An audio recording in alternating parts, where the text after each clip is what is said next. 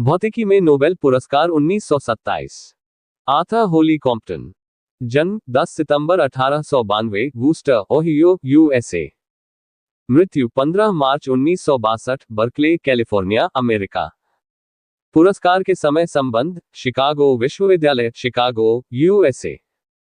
Einstein के photoelectric प्रभाव सिद्धांत के अनुसार प्रकाश में क्वांटा निश्चित आवृत्तियों के अनुरूप निश्चित ऊर्जा वाले पैकेज होते हैं।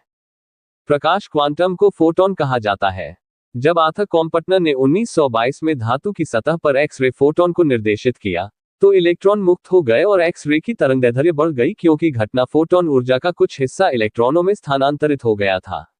प्रयोग ने पुष्टि की कि विद्युत चुंबकीय विकिरण को यांत्रिकी के नियमों का पालन करते हुए फोटोन कणों के रूप में भी वर्णित किया जा सकता है।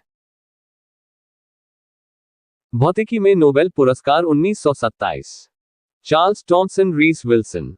जन्म 14 फरवरी 1869, ग्लेनकोज, स्कॉटलैंड। मृत्यु 15 नवंबर 1959, कार्लोप्स, स्कॉटलैंड। पुरस्कार के समय संबंध कैम्ब्रिज विश्वविद्यालय, कैम्ब्रिज, यूनाइटेड किंगडम। यदि वायु और जल वाष्प के मिश्रण का आयतन बढ़ता है तो छोटी पानी की बूंदें बनती हैं। यदि वायु में विद्युत आवेशित कण आयन होते हैं तो विशेष रूप से इनके आसपास बूंदों का निर्माण होता है।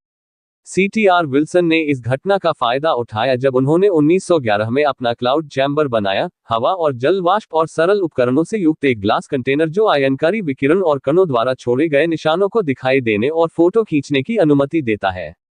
क्लाउड चैम्बर भौतिकी में एक महत्वपूर्ण उपकरण बन गया।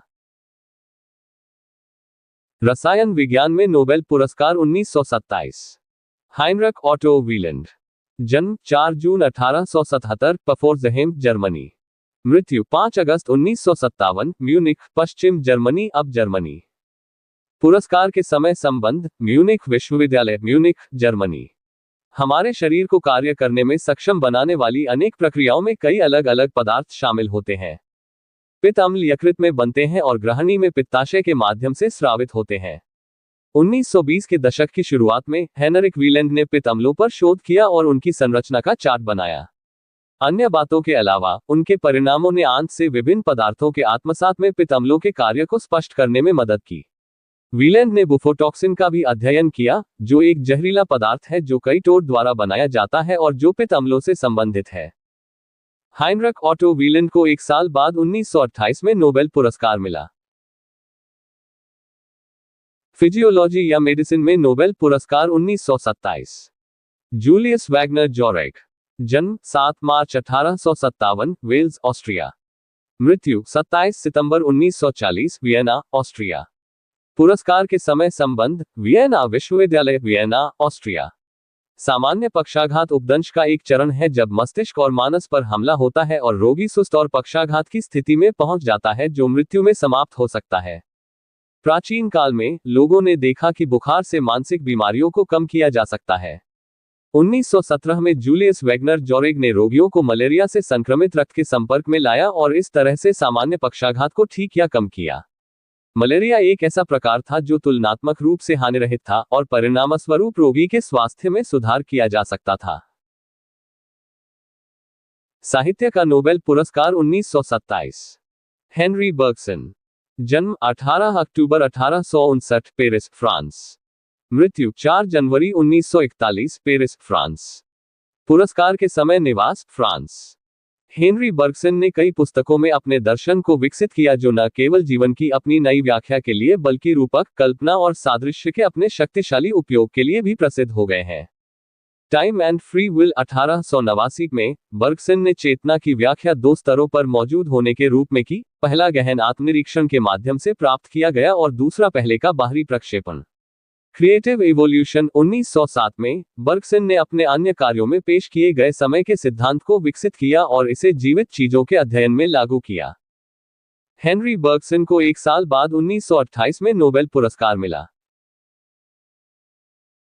नोबेल शांति पुरस्कार 1927। फर्डिनांड बिसन।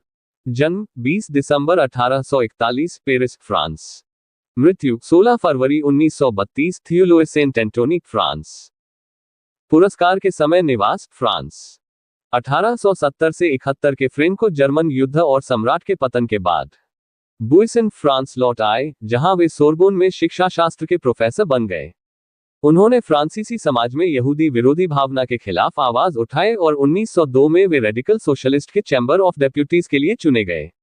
वहां वे महिलाओं के मताधिकार के प्रवक्ता भी बने। प्रथम विश्व युद्ध में बुइसन ने जर्मनी को आक्रामक के रूप में धिक्कारा, लेकिन युद्ध के बाद उसके साथ किए गए कठोर व्यवहार का कड़ा विरोध किया।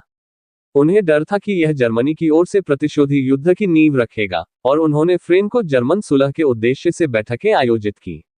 इस काम के लिए उन्हें जर्मन लुडविग क्विड के साथ शांति पुरस्कार मिला।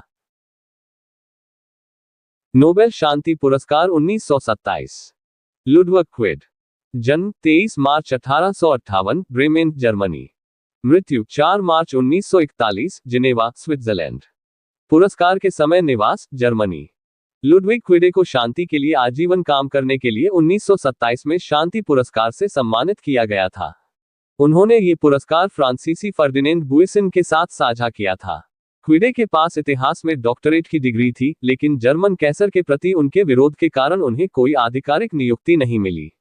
वे अंतर्राष्ट्रीय शांति ब्यूरो के सदस्य बन गए और 1870 से 71 में फ्रेंको जर्मन युद्ध के बाद जर्मनी और फ्रांस के बीच दुश्मनी को कम करने का प्रयास किया। 1907 में वे जर्मन रीचस्टैग के लिए चुने गए और बाद में जर्मन पीस सोसाइटी के अध्यक्ष बने। प्रथम विश्व युद्ध के दौरान उन्होंने जर्मनी द्वारा पड़ोसी देशों के क्षेत्रों पर कब्जा करने के खिलाफ आवाज उठाए और परिणामस्वरूप उन्हें राजनीतिक निगरानी में रखा गया। युद्ध के बाद जर्मनी के साथ किए गए कठोर व्यवहार से क्विडे निराश थे, लेकिन उन्होंने पुनः सशस्त्रीकरण और जर्मन प्रतिशोध के खिलाफ काम करना जारी रखा।